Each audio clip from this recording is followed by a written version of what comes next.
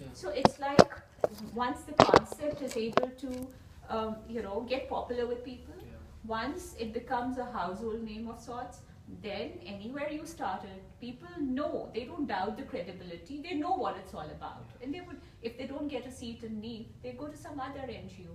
They Now it's like different. Now they understand that NGOs are, maybe we are not at par with other schools. Of course, we are falling short of where they are today. We are far away from them, but we are certainly better than government schools, I would say. Yeah, that's one other thing which we need to know about. Ma'am, as government schools, as far as government schools go, are they how effective are government schools as compared to NGOs in providing Like, education? what would be considered better, an NGO or a government organization? And what's the difference? Say they're given the same funds or something. See, you know what? I would not really like to comment on government schools in general, Yeah. because there are a few government schools that I know of, that I've heard about, that students of which school I've interacted with, and they are doing an excellent job. So, but then yes, majority of the government schools, I feel there is a lack of commitment, because once I think people are in a government service, they know it's like they start treating salaries like Yeah. pensions. No work but money. That's my take on it. The motivation. So yeah, so Motivation is it's not there. I mean, if you see the private sector, when people work, do they it know on their own they work. You're as good as your last assignment. Yeah, You because do Yeah. bad, paid. you're out. They work for Yeah. self-satisfaction. So it's like you have to keep improving, keep getting better and better and better if you want to go up. Maybe in government jobs things are different. So government school teachers again have that attitude. Whether you do your work right or you don't, you go back home with a So salary. the children from your NGO, do they only get education from the NGO, or are you like? See, Supporting them initially others. they were going to other schools in the afternoons and sometimes in the morning, so that we would support them in the afternoon classes. But then we started feeling that it was too taxing for them. Spending 3 to 4 hours at NEEV in the morning, then going home, quickly changing into the other uniform and getting on the bus and going to the other school, coming back home at 5:30 or 6 in the evening, then helping their parents in preparing food, cleaning up the place, because they have full-time working parents.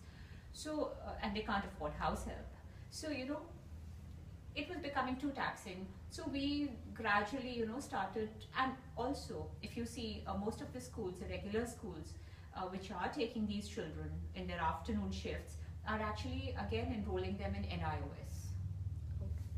So we could give them the same opportunity sitting at NEEV. It's online enrollment. So we started giving them that opportunity, and we left this option to the children. So for those who could cope up with two sets of schools, and working here, working there, and as much as possible we try to work in tandem with those schools, so that if they are on chapter X, we are on chapter X with them, so that the children are not confused and they're not overworked. So we tried doing that. So all those children who could cope up with that kind of pressure continued going to the other school after coming to NEEV and going back home. Those who could not, they had to make a choice. So a few decided to go with those schools, and a few decided to stay back, largely staying back with us. And those who actually went to the other school did so because the parents said, "वो बड़ी building है, उसका नाम है," that kind of a thing. So they can go around saying, my son goes to XYZ school. So NEEV, who would know about NEEV? So it's not really a feather in their cap. So maybe that was a reason. But now, out of the 200 students that we have, I think not more than 20, 25 are going to any other school. Most of them are coming only to us. How many children are being enrolled in this NEEV? How many children are being 200. taught? 200. Yeah, so we've actually put a cap on 200 because we don't want to dilute our focus, our quality, our resources. There's this, it's an actual curriculum that is used. Yeah, so we have a proper curriculum, and our teaching is largely based on CBSE, NCRT. So Okay. yeah, so actually we can't afford CBSE and ICSE books, though a few of their books are like really good, much better than NCRT. So we actually stick to NCRT books in most of the subjects because they are affordable. And for reference, we're using other books like CBSE and ICSE But books. say that if you had enough money to buy the textbooks, or funds wise and all, donations and all, would it be helping you to move on to CBSE? Yes, we would. See, we can't enroll our children in CBSE since we are an informal parallel school. So they don't have any online enrollments. It's all about going to school, and the school then again enrolling you with CBSE. So that is not a process that we can follow. But yes, in order to make sure that we don't miss out on anything, we don't it's a wholesome thing. It's complete. It's holistic. So in order to achieve that, we have a lot of reference material which comes from other books. Oh, okay. So we feel we're not really missing out on anything. Currently, as it's a non-government NGO, like organization, where do you get the money for the resources and for everything? See, to begin with, yes, it was a challenge, okay, because we had to take out money from our own pockets. So whatever we could pull in, and we were largely depending on hand-me-downs in terms of clothes, in terms of books, everything. But now, with CSR, corporate social responsibility becoming a mandatory condition for the companies, the organizations, which are making an X amount of revenue every year. So for those companies, it's a mandatory condition. So CSR, under the CSR thing, those organizations are on the lookout for NGOs like ours that they can support. So following this, what is CSR exactly? It's corporate social responsibility. Okay. Yeah. So there are a lot of companies which follow that, and yes, and they look for they're NGOs. bound to. They're Big bound companies to. like So DLF and all. Yeah. So they have to actually, give away a part of their revenue to these NGOs, or spend it the way they want to in order to give back to the society. It's a mandatory condition from the government. Okay. Yeah. So under that, many companies have come forward to support NGOs like ours. So, it's not like that we have a real flood of contributions coming. We still have to go to them, convince them, because there are lots of known names in the NGO world, which have been operating for the last many, many years. And they have very good networking, they have very good PR. So, it's very difficult to compete with them. But then, anywhere that we get an opportunity or we feel there's a window, we tell those people to come to our center. We encourage that thing, come to our center and come unannounced. Come, see what we are doing, catch us unawares. Talk to the children, talk to the faculty, see what curriculum we are following, what is a day at Neve like. So once you're convinced, then you tell us how you want to support us. So right now, can you just specify as to what the various methods of funding are for NGOs like yours? See, as I said, so cost would be paying out of the pocket as when you were setting it up. Yeah, we still see that was the initial thing. Then once we were operating out of these parks here, common community parks. So we did get some visibility, because we were sitting in a public area and teaching. So people started contributing in kind. That's how it all started. Then when we realized that we were going to take it further. We were not just, it was not like a flash in the pan. It was more than that. So that's when we started approaching various corporates or small and big organizations or high net worth individuals, who we knew had a philanthropic side to themselves.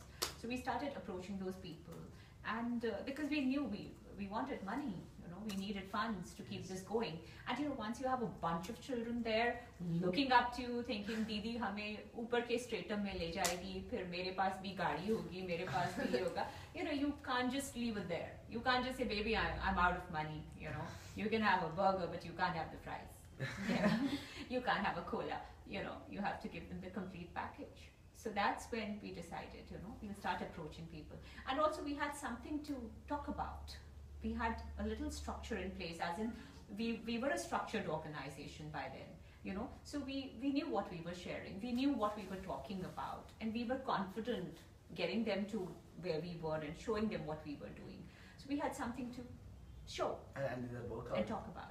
Were you able to actually procure some funds from philanthropists That's and exactly individual people? That's exactly how it's happening right now. Okay. It's not just the corporates. Convincing the corporates is a big thing, because they just go with the known names, as I said.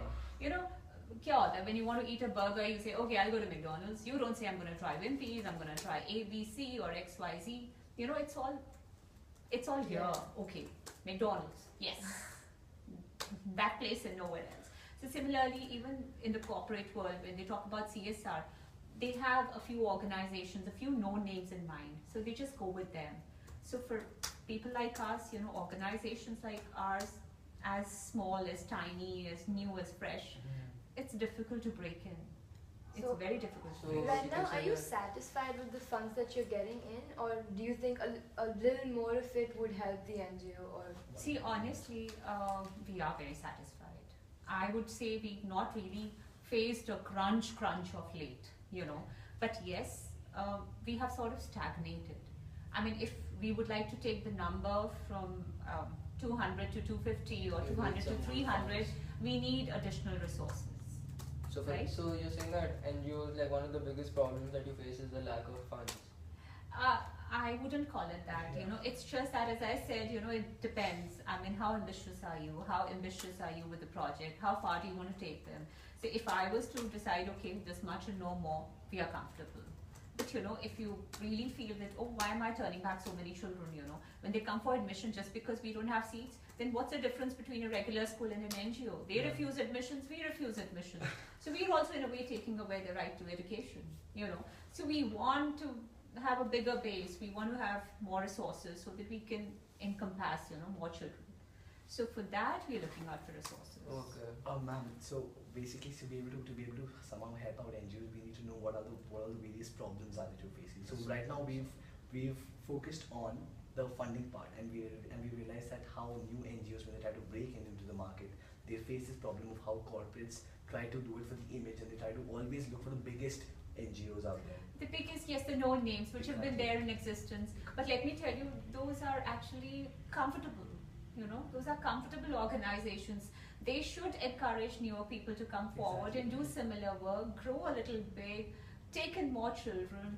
Why pamper just, if you have 2 children in the family, why just overfeed one and leave the other hungry?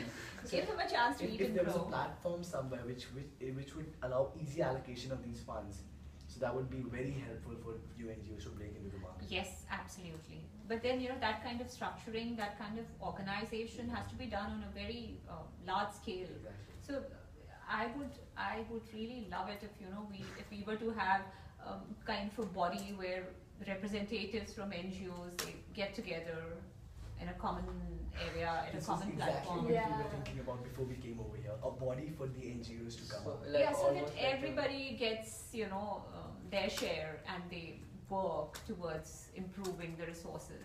So like if communication between different people who started NGOs, would it help them a lot? Absolutely, why? Because when we started this, at least when I started this, I am from becoming a student, I became a teacher of sorts. And I'm very bad at teaching, let me tell you. I can't even teach my own kids.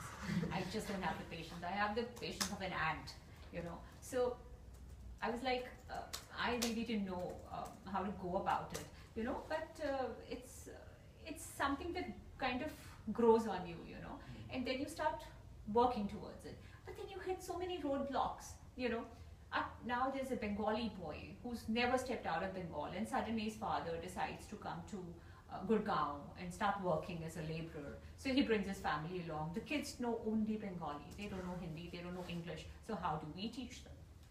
I don't know Bengali, and nobody in my stratum knows Bengali. So how do we go around it, How do we solve that problem? So then we started looking for ways, we started, finding solutions to the problem. And so many more problems of that kind, I mean, initially we would get those, alphabet booklets and say, okay, A for apple, B for ball, C for whatever, D for whatever, and J for jar, and they would look at us, a jar, what is a jar, So that's how it happened, So then we thought, inko jar to nahi samajh mein aayega. So then we had to say J for jamun, So you have to actually, start Bring it down to thinking their from their level. You have to see how exposed they are, how much they've seen in life. So J se jamun batana padta tha, So those kind of things. So if we are, if there are some people who are new in this world, who are trying to find their way around, if we have had that experience, we can share our experience with them, and they can stop wasting their time, and they can get tips from us, and they can start implementing those, and they can probably reach the milestones faster. And also because we have a lot of migrant laborers' children at our center. So when they move from one side to another, that link is broken. right? So there, they may not go and find a place in another NGO. They may not even be able to locate another NGO. So a process that started here ends up there itself. You know, it doesn't become a continuous thing. So if we have that kind of networking, we're all connected. So we know, okay, so he's moving from this location to that location. Fine, let me pick up the phone, call up that lady and say, okay, this child is being sent to your center. Please absorb it. So, you know, that chain doesn't break. So lots of other things, you know, we can do programs together. These children can get together, compete with each other, because there is a slight hitch in going and performing in regular schools. Yes. Yeah, everybody looks at them as, okay, aa gaye ho, aapko kuch khila de. There's a lot of sympathy, they don't want it anymore. Ma'am, how do you, one other thing which, in, like for example in South City too, there is already another NGO working over here, right? So how does it work out between, how do people decide which NGO to go to if there are already, how do you people decide where to set up the NGO? Because if there is already an NGO working close by, then what's the point of setting up another NGO which is close by? How do you allocate the regions between? Which do See, you we, think it will be honestly, it's, believe you me, even if there were 10 more people deciding today in Nirvana to set up NGOs. Still won't be enough. Yes. I mean, you look at the children around you, Okay. there's so many moving around, you know, sometimes you just want to stop your car, pick up the child and say, let me take you to school. You know, but you know that you've peaked, you know, you don't have more resources, right? But then you can always tell the child, ठीक है, पढ़ना चाहते हो? Good, यहाँ पे एक और है, वहाँ जाओ, पढ़ो, you know. So I would say हर कोई अपने घर में एक NGO खोल लेना तब भी कम है. We really need to add more and more of these kind of organizations to this country. That's the only solution. Alright. Government schools, I remember going to a government school. In fact, when our children finished 10th, a couple of them wanted to pursue commerce in 11th. So, you know, we didn't have the commerce faculty here at our center. So we thought we'll go to the government schools and see where they would fit in. So we went to a couple of government schools. There were like so many children wanting to pursue commerce. They were enrolled in a commerce course. There was not a single teacher to teach them. 3 months into the academic year, and they had not even started with their classes. So we just brought them back and said, let's teach you humanities. We'll find a good, you know, combination for you. We'll tell you where it'll take you. You can become a journalist, or you become ABC or XYZ. So we had to sit down with them, convince them, and they had to go for another option, which was not their first choice. Because of lack of teachers. Yeah. So, you know, we do need a lot of such NGOs. I mean, I really wish, you know, I'm able to, we as an NGO, we as a team, I as a person, we are able to inspire others to start something similar. Ma'am, We'll be more than happy to support them. do you guys face a lack of teachers as well in the NGO? Oh yes, absolutely. You've hit the most painful nerve of my body. Can we say so because of a lack of incentive? That is exactly. definitely one of the reasons. So You know, teachers are like people who volunteer to become teachers, or do you ask people? See, you know what, to begin with, we were all volunteers. But then somewhere down the line, we had to bring in some salaried teachers. Oh, Because commitment comes at a price, you know. I mean, I may be very kicked about what I'm doing, you know, because I've taken it on myself. I've come across many who are like me, you know. We enjoy it. Our takeaway is like, okay, you know, इस बच्चे ने ये सीख लिया, ये नहीं बोल पा रहा था, ये श नहीं बोल पा रहा था, आज ये श बोल रहा है, you know. नहीं तो Shalini was Salini, you know, for years. So the day he called me Shalini ma'am, I was like, oh God, I was on cloud 9. It was my biggest takeaway from there that day. Okay, so you know, not everybody can afford to be like that. There are people who really want to contribute, but then you know, they have to justify their absence from home. Yeah. So for that, they need to carry something back as a paycheck. It doesn't really give them a bulge in their pockets, but they have to carry something back home. So again, can we link this back to the fact that if funding was provided, like a high amount, it would help you to also recruit more teachers? Yes, and quality teachers. Alright. You know, because if you have it in you, you're a good teacher, you're a trained teacher. Instead of spending 4 hours at NEEV, they would want to go to a pathways and Yeah. get a good paycheck at the end of the day, right? So there is a difference. We do have limitations there, but then another good thing is that, you know, a few of us who are like really qualified, we are too good at our subjects, you know, we are volunteering our time. Oh, okay. Yeah, so it's like, I can tell you, like, if somebody's teaching biology, she's an MSc honors in botany or zoology, and she's teaching that. So for the children, it's a huge incentive. Yeah. I myself am a PhD in environmental studies, so when I teach environmental studies to an 11th grader, I would say they're happy because they're getting a lot of more extra information. Yeah. I'm not just confining my teaching to a book. I'm going beyond that. Yeah. Okay. So similarly for chemistry, one of the math teachers, she's like a gold medalist from DU. So she's teaching them math. I'm sure they're better than what Kumon and Abacus are teaching. So I would say, in a way that's good. But then yes, what happens is, as a volunteer, not all of us, but a few of us who are volunteering less time, at the last minute, if there's a personal reason for them to bunk their class at school, they would do it. And we can't go to them and say, oh, why didn't you come for the class? We'll just say, are you coming? No, I can't make it. Oh, all right, have a good day. Cut. What do we do? Yeah. Okay. So you can't help it, So when you're giving salaries, even if it's like peanuts, it's like next to nothing, you still can say, oh, why aren't you coming? Have you told somebody else to take your class? Okay. So then we are a little empowered, Yeah. Okay. yeah, So to call and yeah, so like other than money problems, are there any other kinds of problems that NGOs face which leads to like a lack of people coming or people leaving? people not coming or people leaving. No, not really. I think, initially, yes, 1 or 2 years, a few of the teachers did have some hygiene issues. Like, the kids would not smell good. They would come without a bath or without, brushing their teeth or all of that. But that was in the initial years. Now, when they spend time with us, they see us, we make sure that we take a bath in the morning. It's never like I'm making breakfast and I realize, oh, I got to go to school, so I'll run in my pajamas. No. I'll make sure I take a shower.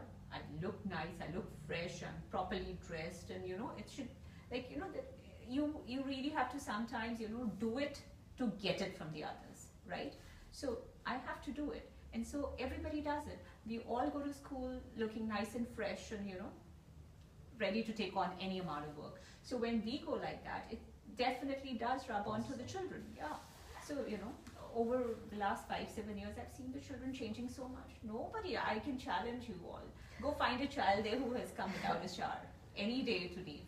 Nobody does. They all take a good shower in the morning. They all look nice and clean. So now that was one sort of a problem initially, but no more. And what about like children going or like not coming? Bucking school. Yeah, stuff like that. See, we are in constant touch with the parents. We have a regular attendance, and wherever we see a child missing school, You contact. yeah, so we get in touch with the parents and we check with them. And yes, like in all other schools, we've made it mandatory for a child to bring in an application, a letter, saying why he was not attending school for the last few days. And then they also mention the parent's phone number at the bottom of the application if the mother doesn't know how to read or write. So she doesn't know what has been written on that. So, and she'll put a thumb impression there. But she has to leave a mobile number. And these days, believe you me, almost everybody, if not the parents, their next of kith and kin, would have a cell phone. उनके पड़ोसी के पास होगा, उनके employer के पास होगा. So we can call and check. So it's not banking really is not an issue, no. Not really And in issue. fact, lots of parents, their employers are involved. I mean, in the sense, they take keen interest in the growth and the development and the progress of a child at NEEF. So at times, our contact point is not the parent, it's the parent's employer. Yeah. And there are so many children I know of who are more than 18 years old who are domestic help, part-time domestic help, and part-time they are studying at NEEF. And their employers are taking keen interest in their growth. So, the questions on this page, should we go on to the picture? What? Should we go on to the picture for the questions? Yeah, we're already covering the questions right now. Alright. Each everything we're talking about is already indirectly related to the questions we have to ask.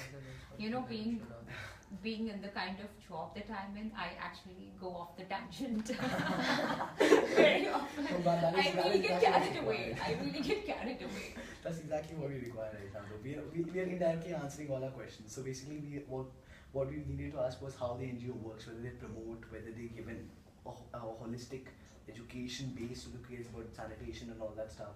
So we've called that down. Okay, so in fact, we are also, doing a lot of health checks of all the children. So we're doing eye camp, annual eye camp, annual dental checkup camp, annual overall health checkup. Then the older girls have all been vaccinated for cervix cancer. And every 6 months, we do a mandatory deworming of all the children. So this is something that we've totally taken on ourselves, We have to do it. So it's not only just like a school. Yeah, so as much I more said, than school. we are planning to give them a complete, all-rounded growth, So if you had contact with other NGOs, you could tell them this, and they would be able to. Do other NGOs do this? Do other NGOs also tend to do this, like?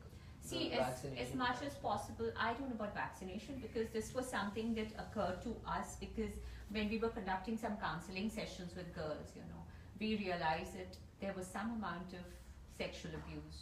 Okay, so either it was there or it was likely to happen in that kind of an environment.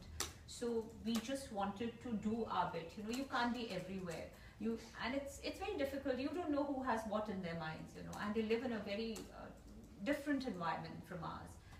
I mean, if you've seen Highway, it happens in the best of the houses and families.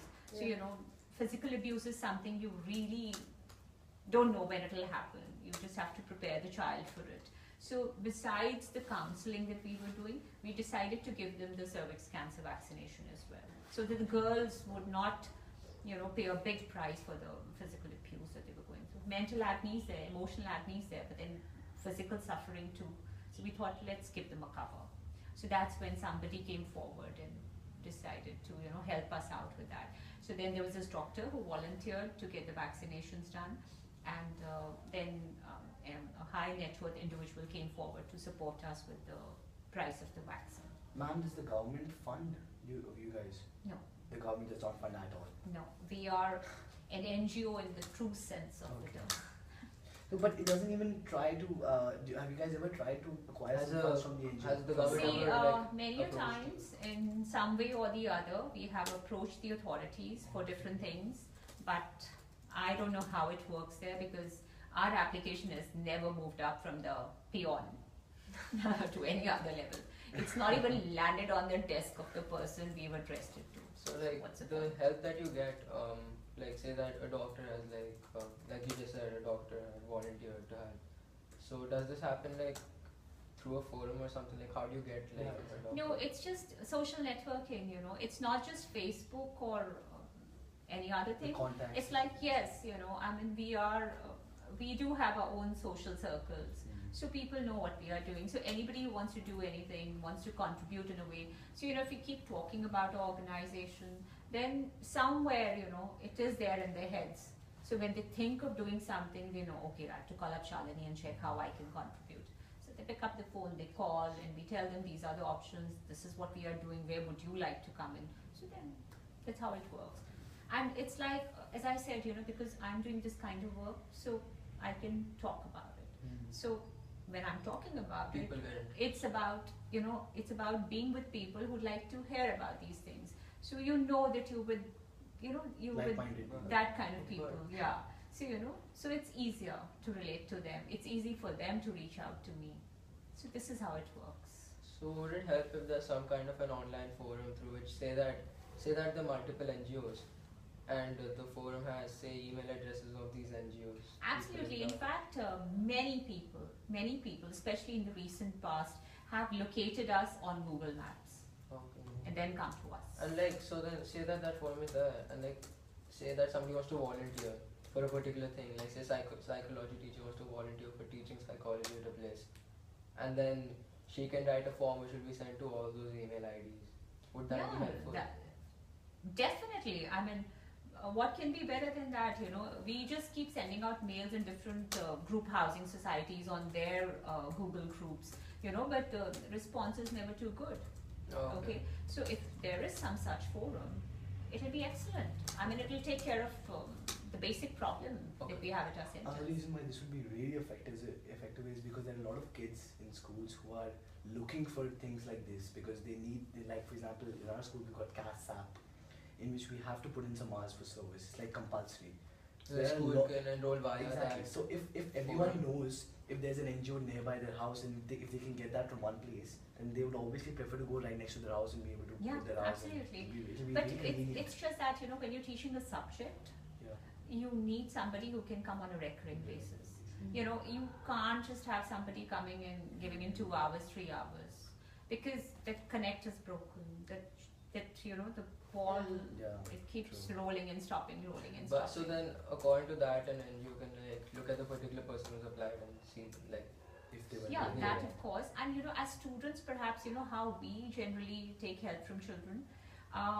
We have this computer center, as I said. Oh, so, they yeah, come on a so weekly that's basis. on weekends. We run it on weekends. So we call students on weekends. We need more people to help the children on the machines. We just have 2 trainers there. So with 20 children on the machines, you know, the trainers can't be with every child. I mean, now seeing like the amount of people in classes, they can also be say one person for every